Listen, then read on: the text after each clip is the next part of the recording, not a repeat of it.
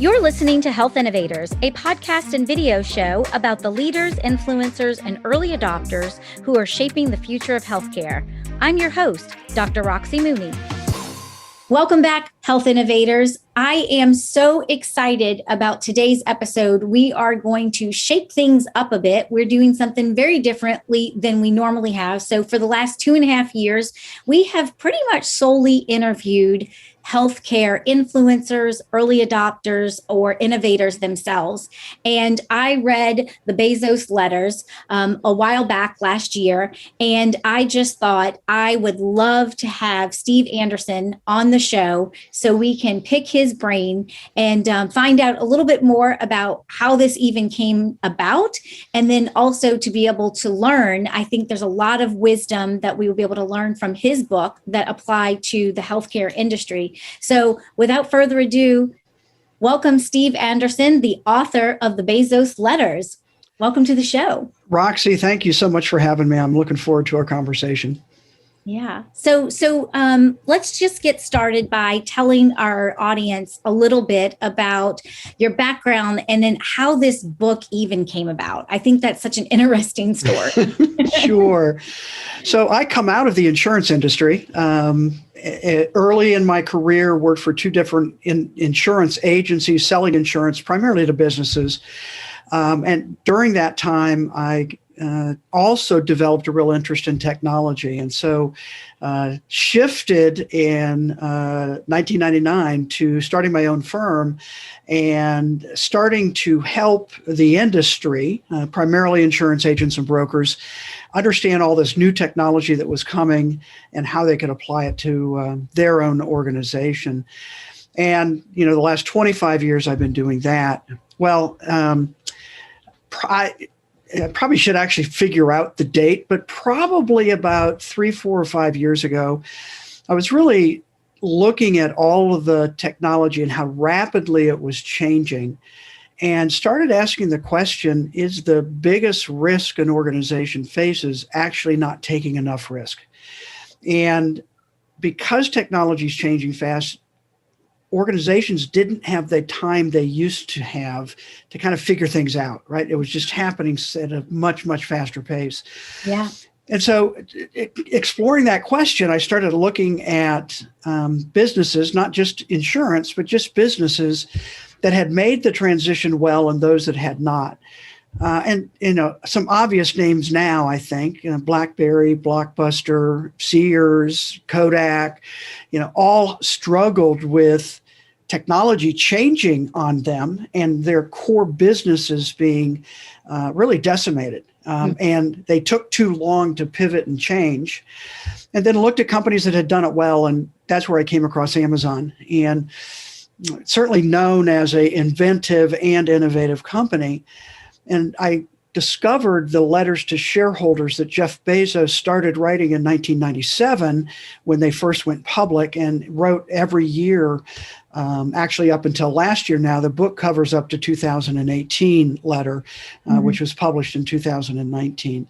And what I discovered in that was principles that I believe that Bezos and Amazon use to grow that I think could apply to any business, regardless of it, whether they sell stuff online or retail stores or other types of businesses. So it's interesting to me how this path has really transformed and changed your life. And I mean, I know it's not one letter, but it's a shareholder letter from 1997 by one man has just really transformed your life. That's just really incredible. And what a brilliant idea where you were able to translate these shareholder letters into these growth principles. So how did that come about? And what was that like for you? So early on, I literally read a couple letters and thought, wow, there's a lot of really good information here that I think, again, any business could use. And so I actually created that first step was creating a one-page summary of each of the letters, kind of key metrics, sales or number of customers, and then key quotes, and then kind of takeaways. How can this apply? And I actually was going to created it as a PDF giveaway, right? Give me your email address, lead magnet, whatever, however you want to call it. Yeah. And fortunately, my wife has been in the book publishing business for a long time, and sent it out to a couple of people, including her. And she immediately came back and said, "This is a book. This is not a giveaway." And so that started the process of writing the book. And in kind of a quick story there, even that shifted, because I started writing, the book in chronological order, right? 1997, he said this, 1998, he said this, et cetera. And because I am fortunately married to a brilliant author and book strategist, really. And at one point when I gave the, really first kind of manuscript draft to her, and she came back to me and said, I need to talk to you. Well, as a husband, that maybe not always a good thing. Right. So we sat down, and she basically looked at me and said, "This is really boring. Nobody cares what year he said what. Are there principles that you can extract out of this that people can, take and apply, and we could do it?" And so that was the shift. And I was devastated for a little while, right? My little baby was ugly. You have to rework everything. Well, and that's what I thought. And fortunately I didn't, because I had all of the germs, the kernels, the nuggets there. We just reformatted it around principles and 4 cycles. So the 14 principles are grouped into 4 different cycles: test, build, accelerate, and scale. And, that was brilliant on her part. And I think really is what is resonating with people, that it's easier to digest, easier to consume, and easier to understand. Yeah, absolutely. So I think for most of the people that would be tuning into this are in healthcare, like I had said in the introduction. And so the first question I have for you is, does this apply for healthcare? Well, the easy and short answer is, of course. The longer answer is how. And, that really is looking at, some of the principles. And I'm going to pick out just a couple of them. I'll ask you to pick out what you think might resonate. But I'm going to start with principle number 1 in the test cycle, which is encourage successful failure. Now, I'm sure some people just kind of went, "What?" Right? We can't do that. We can't do that. Patients. Right. We could kill somebody. My son-in-law is a medical physicist. So, again, I remember him early on when they were dating, saying something like, "Yeah, I need to kind of make sure the radiation is right, because if it's not, we could kill somebody." Right. So I do get that you need to be careful. And if you're not experimenting with something new, and I think about all the medical advances, right? They started out as, "I wonder if," or "let's try this experiment." Yep.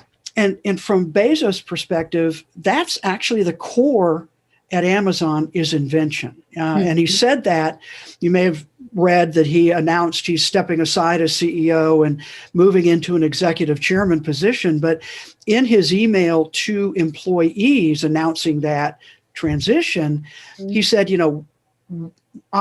Amazon has been successful. What's the key to our success? Well, he says it's invention, which I think is very interesting, right? Because we talk about innovation and we talk about all these things. But what he goes on to say is that, we have invented new things that have become normal.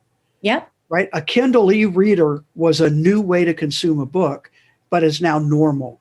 A review of a product or book on the Amazon website was new, but now I'd say nobody, but most people will look at reviews before they decide on what product they want to buy.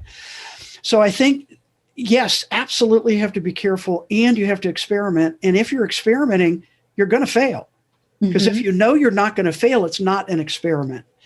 And how you learn from that failure, and that's the phrasing, successful failure. Yep. A failure is a failure. Yes, you want to avoid it. And even Bezos says later on that, there's a bad kind of failure. And the example he gives is fulfillment centers. He says, we've built a lot of them. We know how to build fulfillment centers. So if we build one and it's a failure, it doesn't work, that's an operational failure that's unacceptable. Right. And the way I phrase it is that Amazon has an intolerance for incompetence. So that's not what we're talking about, but we are talking about, I wonder if this will work. Yeah. And that kind of idea of then taking those experiments, learning from them to create something new, I think is a core concept that I think does apply in the insurance area, and especially with the work that you've done, with innovation within that sector of the economy. I think it's so true. And I hope everyone that's going to listen to this really takes that to heart, because it really determines like how you filter successful failure, right? How you interpret that. We're not talking about half-baked ideas. Mm-hmm. We're not talking about, even the word MVP, minimal viable product, people are like, oh, we can't do that in healthcare. Well, we're not talking about like a car with 3 wheels. Right. It still needs 4 wheels. And so, as long as you are, practicing like the stuff that we know to be true, like around IRB, when we're conducting research and testing things, there's going to be some different guardrails and some different concessions or considerations that we need to make. But don't get so afraid of it that we lose out on being able to make sure that we're building businesses that are sustainable in the long term, because we weren't continuing to invent or innovate because we thought, well, we can't do that because that's dangerous in healthcare.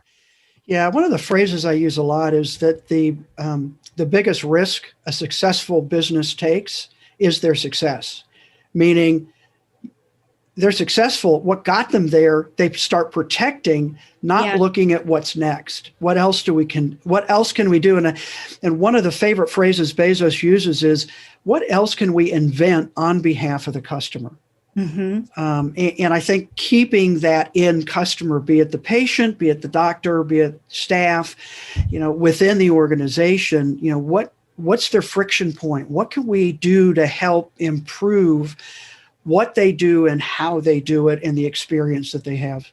Yeah, absolutely. So when you and I talked before, you had said, hey, here's an idea, pick one of the principles from each of the 4 growth cycles. And I went to do that. And I was like, oh my gosh, this is so much more difficult than I thought. This is like trying to pick my favorite child. Well, I don't always say that. I have 7 grandchildren. So often will get asked, what's the best one, or what's your favorite, or what, it's like, I don't know how to answer that. Right. And I think what's really difficult. It is. And I think what's important there to understand is that principles stand on their own, but they also interact with each other.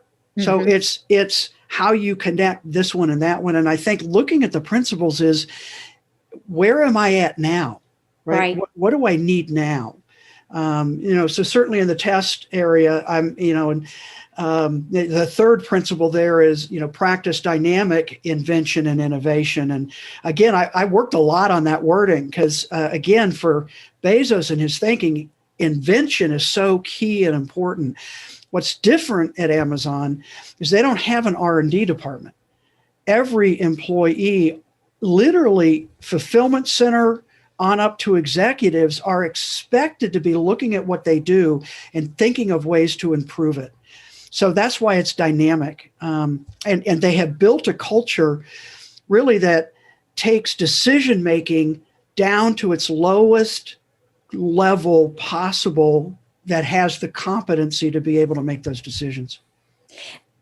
I think that is so brilliant. And it to me, it's the only way where you can, turn something from nothing into $1 trillion company, right? That puts a lot of pressure on an internal R&D department, versus having 60,000 people that are working towards that invention and innovation process.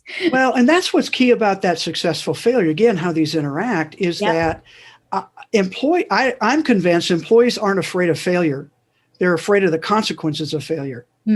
Right? Because most organizations want, go ahead and experiment, but you better be right.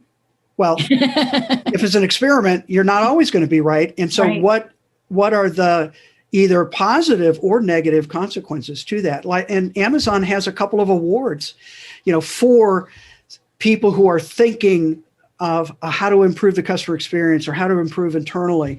And though literally the awards are not cash, they're symbolic, but really key to drive that culture within the organization. Sure. Yeah, absolutely. And that's one of the things that has come up very often when I'm talking to corporate innovators of how do they create this culture of innovation, especially in healthcare where it's not been so common. You're not necessarily hiring people that think like that have that natural inventive mindset, but who are so much more immersed in those challenges, those day-to-day challenges. So they're better experts than the people at the top to ideate on what those solutions might be. So this is kind of skipping a little bit because I know culture is around more in like the last growth cycle around scale. But I think, like you said, they're intertwined together. What is an organization need to do to really be able to get to shaping that full staff R&D culture? Yeah, I think a couple comments I'll make on that, and that you're right. That's in the scale cycle where I talk about maintaining your culture. And, Bezos talks again a lot about culture, and, the way he phrases it is you discover your culture, you don't create your culture, because you have a culture and you can impact it. So Amazon does a lot of things around that. And one of them is they have 14 leadership principles. Mm-hmm. And again, these are their, kind of how we operate as a company, as a business. And there are some crossovers between the leadership principles and the growth principles. Not as many as I thought there might be, but for example, the culture that they create, even in the shareholder letters, the typical name for somebody who owns a piece of stock is a shareholder. Bezos started in probably about 2004, 5, or 6, calling them share owners, right? And so, and he says in his very first 1997 letter is, getting the right employees are going to be key to our success in the future. And therefore, they must be owners. They must think like owners. Yeah. And actually what he said is they must think like owners, and therefore they must actually be owners. And so their compensation plan for employees from the very beginning has been, yes, competitive, but not top salary, but that kind of stuff. But their compensation was defaulted to stock options, right? Well, so who wouldn't want to be a share owner of Amazon? Because Amazon, especially now, right? Now, those first 10 years or so, that was a question. Do I even want, right? But especially now. So that's part of that culture. I think part of it is really encouraging experimentation. And, one of the things I talk about to try and explain that is, what is your organization's award for an employee that has the most successful failure? Meaning, what did they try that was crazy and it didn't work, but it was a crazy idea that might have worked? In fact, most of Amazon's big bets, what he calls big bets, Prime, Marketplace, AWS, all started as failures.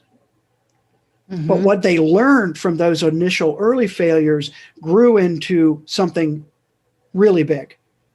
So I think that this is so foundational. And I'm going to go out on a limb and say, I cannot imagine any innovator, any healthcare leader that I've ever come across at any level with any organization across the country that has that type of reward system. Mm-hmm. and in my mind, that Amazon, and I think a lot of people know this, that Amazon is the sleeping dragon when it comes to healthcare. I absolutely agree. Yep. It is the most, the biggest threat to disrupting the status quo in healthcare. And, so taking heed to what you just described, I think is so fundamental. You've got Amazon, who understands tech and how to leverage it, how to leverage data, and really understands consumerism inside and out. Three things that healthcare really, really, as a whole, struggle with. Yep. But then you have Haven. Yep. And so what happened there? Well, I certainly have my opinions. I'm going to also say, kind of like you, go out on a limb and say, Amazon is not trying to disrupt healthcare. Okay. They are trying to invent on behalf of their customer a better way. And as a result, healthcare will be disrupted. Mm-hmm. But their purpose, their goal is, oh, gosh, let's go after healthcare. I don't believe that. Right. Disruption is a result or a byproduct of invention. So pill pack, right? Yep. Acquired pill pack, pharmacy, different way, solving a problem for those that take multiple medications, trying to make sure they take the right one at the right time, right day, right time, et cetera. A much easier way than having, your little pill dates and, all of the stuff that's out there now, taking all of that friction away. So I'll go to Haven. I think the problem with Haven from the very beginning was it wasn't just Amazon. And your comment back, Berkshire Hathaway, JP Morgan, don't have the same culture and mindset that Amazon does. And so it's, hindsight's obviously a little bit easier, but had I really thought closely about that, I probably could have predicted that early on, that its chances of success are much harder because Amazon just has such a different culture around solving problems for their customers. Yep. Yeah. So I think to that point, the other thing I think a lot of these tech companies believe is that, that healthcare just doesn't understand tech and data and consumerism, and we'll come in and we'll be able to, we understand that we'll be able to come in and service our customers in a much better way. And they have a tendency to underestimate the complexities of reimbursement and regulatory, right? And think that, that whole aggregate of the power of Haven thought that they would be able to wield some influence much more than they were actually really able to do in changing how things work in healthcare. So I think go ahead. No, you finish your thought. Then I was going to say, I think the message is that, if for the inventors and the innovators to really grab a hold of these growth principles, because it is almost, a sure path. Like if you can figure out the technology, the data, and the consumerism, like that's your path to profit. That's your path to make sure that tomorrow Amazon doesn't come in and just completely demolish your business and you're, left on the same shelf as Blockbuster and Nokia. Yeah. So this is related. So in the accelerate cycle, one of the principles is make complexity simple. And based on this discussion, I think you might be interested in how I came up with that thought. So it was when Amazon purchased PillPack, around $1 billion. Obviously, big news. The stock of the three largest drugstore chains, I don't remember the numbers now, but dropped significantly just on the fact that they acquired. And I remember listening to I was in the car listening to probably NPR show or something. And one of the CEOs, I think it was Walgreens, but I don't remember that. I'd have to look that up actually. But he said on an earnings call, we're not worried about Amazon because it's much more complex. Pharmacy, right? Drug delivery is much more complex than Amazon realizes. Yeah. And I laughed out loud. I did. And literally the thought that came to mind, that's what Amazon does, is make complexity simple.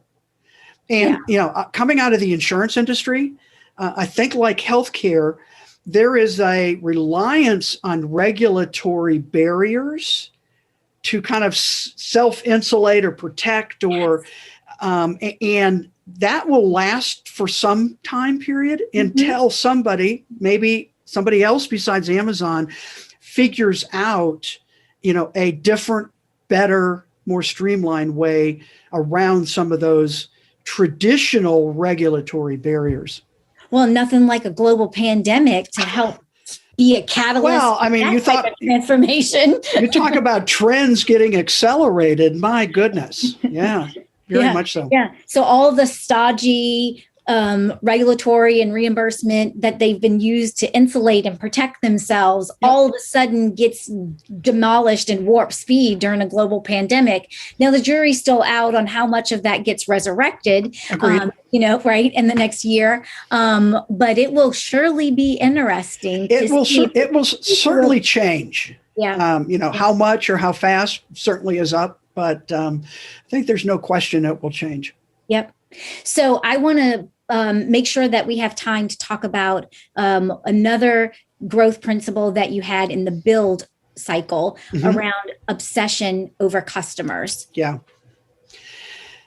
Again, 1997 letter, Bezos talks about obsessing over customers, or customer obsession will be a core tenet of what Amazon does.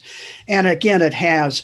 And, again, it's, was talking in one interview where the host said, well, customer obsession, I think we all assume we know that.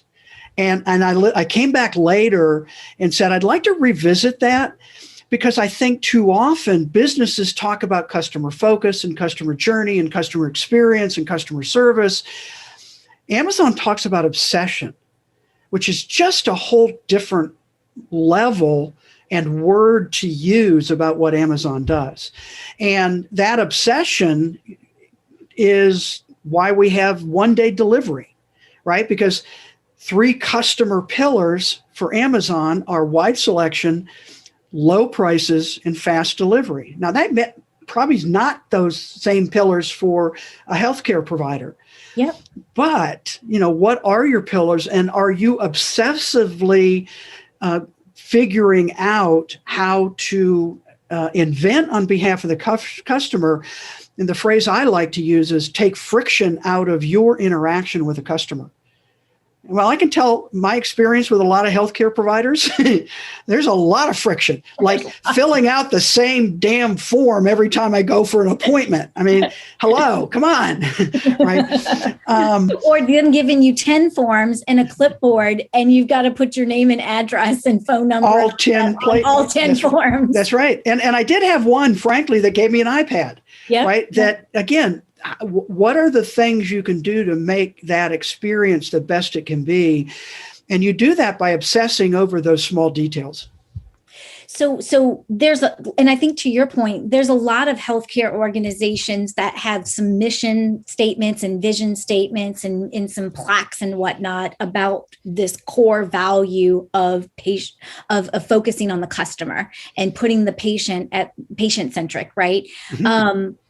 But it's a big difference to talk about it, say it, hang it on the wall, than it is to actually live that out. And from my perspective, I would say that the industry has transitioned to being more technology focused than customer focused.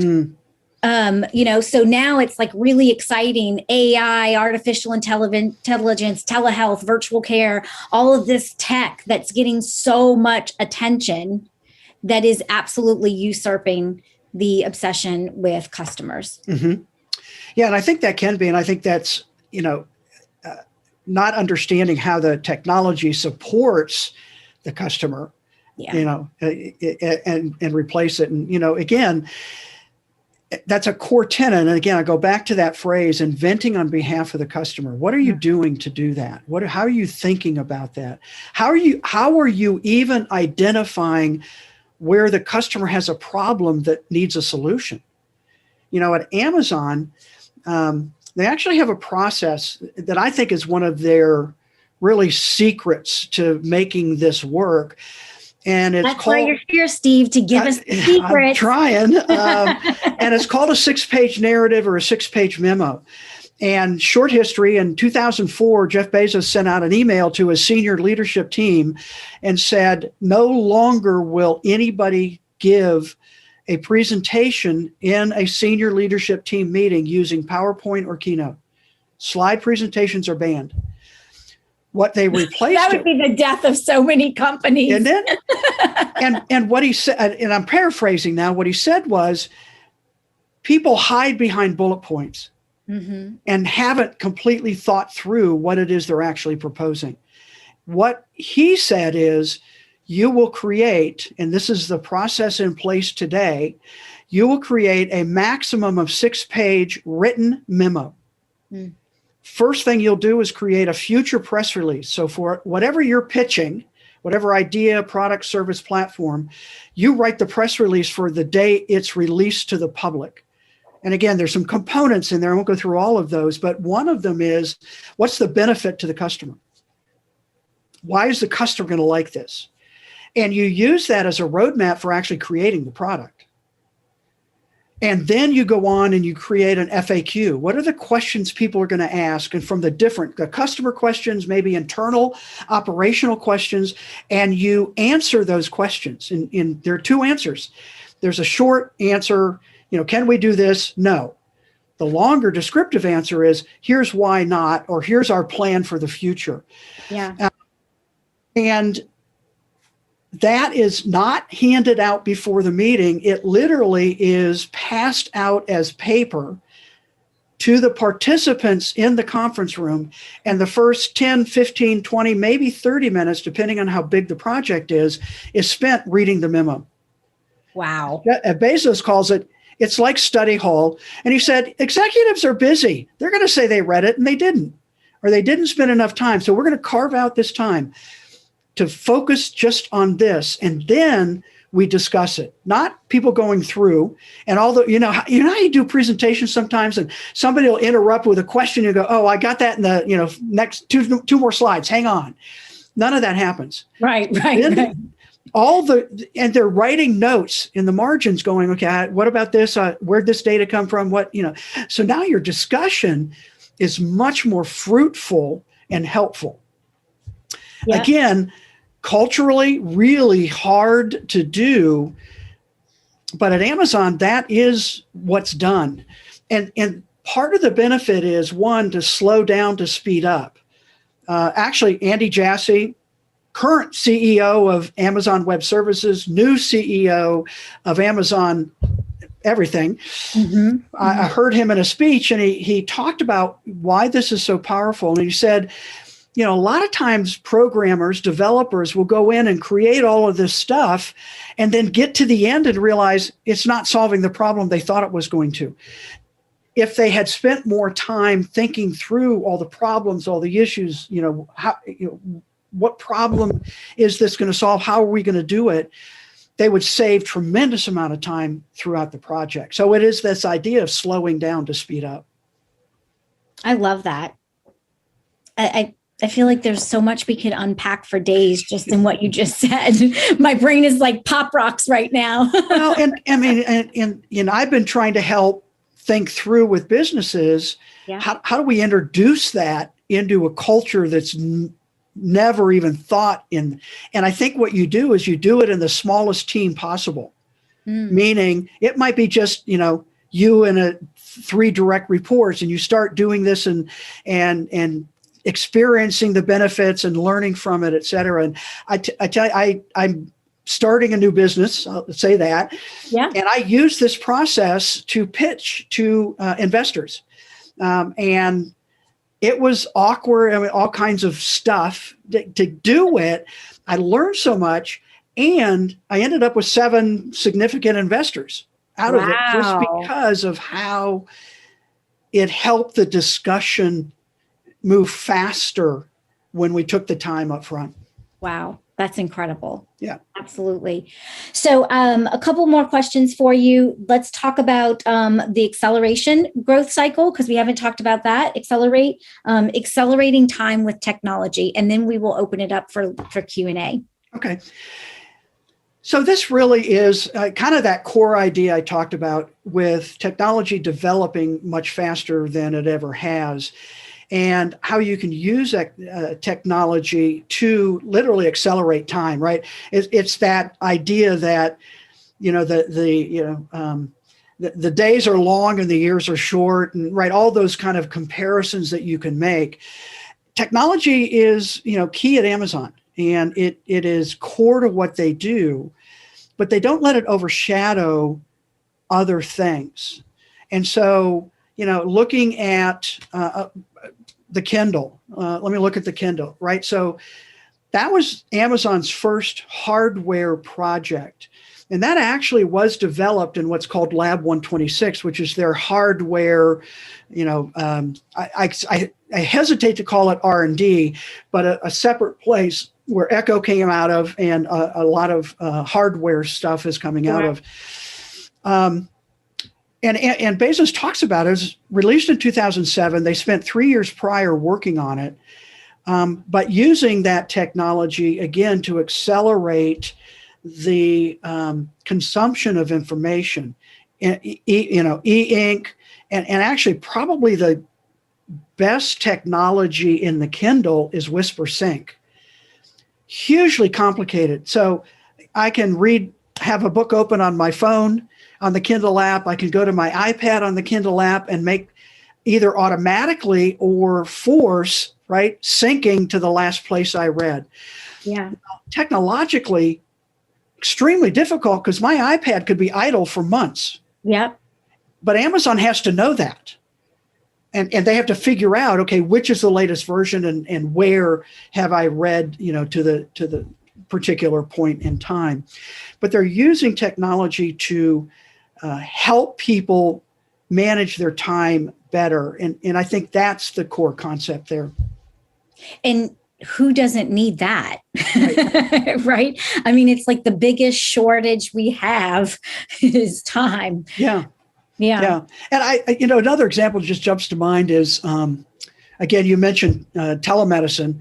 I had the experience of having a annual checkup, and normally I would go down to Vanderbilt University and spend like 3 hours and see probably 5 or 6, 7 different people, and time consuming, and sometimes I would skip it because it wasn't all that important. And because, again, one of the changes, we did that with telemedicine and Zoom, and everybody was on the same call. Yeah. It was like 35 minutes, and it was like, and my daughter does the same thing. And it was like, oh my gosh, that was so much more efficient, right? Again, your example, taking the industry, kind of forcing them, whether they like it or not, to try new things. My experience is like, I don't ever want to go back down into an office and sit there for 15 minutes waiting for the next person to be able to come in. No, not at all. And here's the other thing I've noticed, because I've experienced it a handful of times, is that if you're in the doctor's waiting room, you might have to wait 2 hours. They won't make you wait 2 hours on a Zoom. They are so much more timely on a Zoom session. So it is definitely a big value add to the customer. And I think that's an example of a trend that's not going back. So again, it's learning, okay, well, how do we do this now? And I also want to emphasize, there are times when you actually need to see somebody. Right. So it's not replacing everything, but now we can better utilize resources, knowing when we can do it virtually and when we need to do it in person. Yeah. Yep. Absolutely. So I love what Michael Hyatt said in the foreword of your book, where he really described reading your book as an opportunity for the readers to be able to almost like personally have Jeff Bezos as a business coach. And like the light bulb went off and I go, oh my gosh, who wouldn't want that?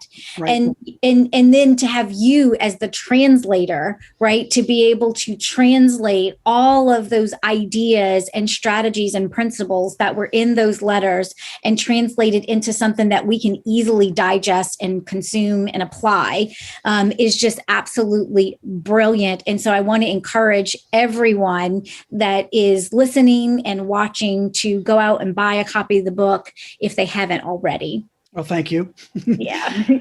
And if you pick up the book, be sure to go to thebezosletters.com because there's some additional resources there, workbook. And really the point was trying to help you apply what I talk about, not just, okay, it's a, good read or that's interesting, but actually take those and do something with them. Awesome. Well, I'm glad that you said that because that was going to be my next question was as we wrap up on the session is how can people get a hold of you? Do they just reach out to the website? How do they connect? Yeah, well, first place for the book. And again, we've been fortunate with some great success. New York Times, Wall Street Journal, not New York Times, Wall Street Journal, USA Today bestseller. And we now have 18 languages that it's being translated into. In fact, I kind of chuckle. Just this week, we got another contract from Albania. So it's going to be translated there. So it's like, I had to look up where it was, right? So, but it does have international interest in it. And we're really happy with that. I would say the other place is I'm very active on LinkedIn. Mm-hmm. And so if you want to reach out there and connect, I think that, Roxy, that's where you and I ended up connecting. Yeah, it is. I'd be happy to let me know that you listened here and be happy to connect with you there. Awesome. Thank you so much for sharing your wisdom and your insights with our audience today. My pleasure. Thank you so much for listening. I know you're busy working to bring your life-changing innovation to market, and I value your time and attention. To get the latest episodes on your mobile device automatically, subscribe to the show on your favorite podcast app like Apple Podcasts, Spotify, and Stitcher. Thank you for listening, and I appreciate everyone who shared the show with friends and colleagues. See you on the next episode of Health Innovators.